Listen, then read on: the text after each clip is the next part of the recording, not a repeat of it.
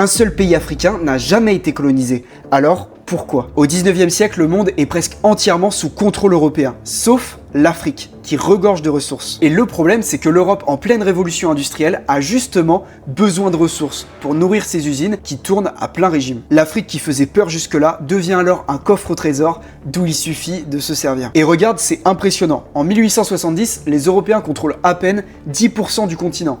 Et seulement 34 ans plus tard, ils en contrôlent 90%. C'est une véritable ruée vers l'Afrique. Et il y a seulement une exception, l'Éthiopie. Mais comment a-t-elle fait? Fun fact, l'Éthiopie est le deuxième royaume à être devenu chrétien dans l'histoire. Et dans un premier temps, c'est grâce à cela qu'elle va échapper à la colonisation. Puisque, étant chrétienne, il était impossible pour les Européens d'utiliser le prétexte de la christianisation pour la coloniser. Mais ça n'allait pas suffire, car l'Italie rentre en scène. Et elle se moque totalement que l'Éthiopie soit chrétienne. N'ayant aucune colonie, elle est bien décidée à rattraper son retard. En 1895, l'Italie lance donc son invasion, persuadée que ce serait facile. Mais en face, l'armée éthiopienne est déterminée, bien commandée et prête à mourir pour sa liberté. Le choc est brutal à la bataille d'Adoua qui tourne au carnage pour les Italiens. Ils subissent une humiliation historique, la plus grande défaite jamais infligée à une puissance coloniale par un pays africain. Mais l'Occident a du mal à accepter une défaite de blancs contre des noirs qu'ils considèrent comme des fainéants et des décérébrés. Ils affirment alors que les Éthiopiens étaient en réalité des Caucasiens ayant migré